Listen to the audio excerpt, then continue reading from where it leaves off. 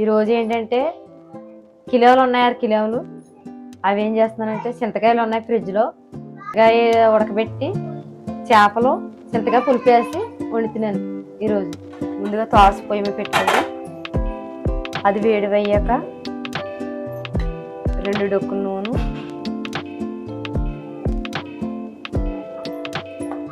ఉల్లిపాయలు, పచ్చిమిరపకాయలు, కరివేపాకు. ఫస్ట్ చింతకాయలు ఉడకబెట్టుకుని నేను పక్కన పెట్టుకున్నాను, చల్లారుతాయని. వేడిగా ఉంటుంది కదా మరి, అందువల్ల నేను ముందే ఉడకబెట్టుకుని రెడీగా పెట్టుకున్నాను. బాగా చితకపోతేసి పులుసు తీసుకోవాలి. ఇవి చింతకాయ తుక్కు. ఇది ఏమవుతుందంటే డైరెక్ట్ రైస్ ఇస్తాను కూరలో బాగోదు, అది నోరుకి అడ్డపడిపోద్ది. అందువల్ల పులుసు తీస్తున్నాను అన్నమాట. నేను తీసుకుని పక్కనే పెట్టుకుని లాస్ట్లో వేస్తాను అన్నమాట. ఉల్లిపాయలు మగ్గేసరికి ఇలాగలో చింతకాయ తుక్కు, ఇలాగలో చేపలు వేసేస్తాను. చేపలు కిలోలు అంటారు వీటిని.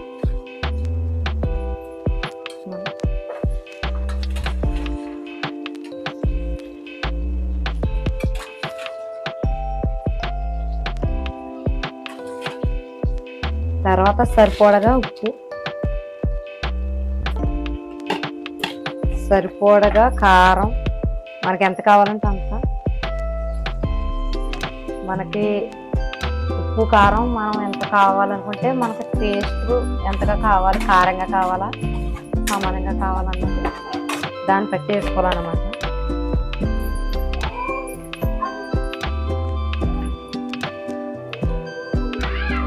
తీసేసి రసం తీసుకున్నాను కదా, ఇది వేస్తున్నాను. అంటే గత్తర పూట ఏం పడుకోకుండా సెపరేట్గా తీసుకుంటే అది చెత్త గిత్త కిందకి వెళ్దనమాట. సరిపడా పులుసు వేసుకోవాలి దీనికి. రైట్,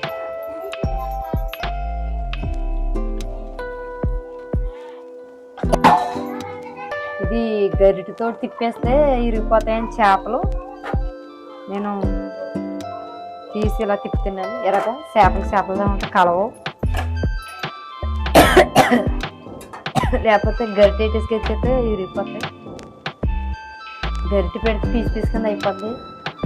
ఇంకా కొత్తిమీర పైన వేస్తాను, ఇంకా మూత పెట్టేస్తాను. అయిపోయింది, చల్లగా ఎగురుతుంది. లోగలో నేను లోపల పని చేసుకుని వస్తాను, మూత పెట్టేస్తాను. ఆయి వచ్చాక మూత వేస్తాను. మధ్య మధ్యలో మూత తీసి చూడాలి ఆయి వచ్చిందో రాలేదు ఏంటనేది. గరిటెడితే ముక్కలు ఇడిచిపోతాయని చెప్పేసి నేను అలా కలుపుతున్నాను.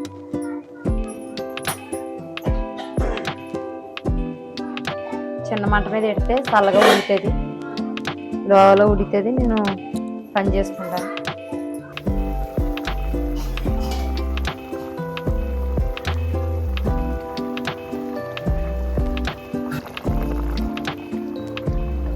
కూర అయిపోయింది. వేడివేడి అన్నలో వేడివేడి కూర.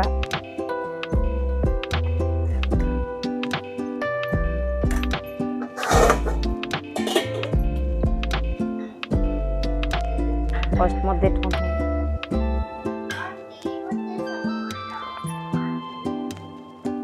సూపర్ ఉంది కూర, చాలా బాగుంది. మీరు కూడా ట్రై చేయండి. చాలా బాగుంది. అది ఏంటంటే ముళ్ళు చేపలు ఇవి, స్లోగా తినాలి.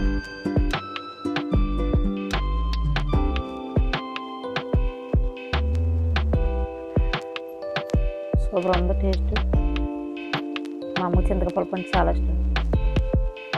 నా కొడుకు కూడా పెడతాను ఒక ముద్ద.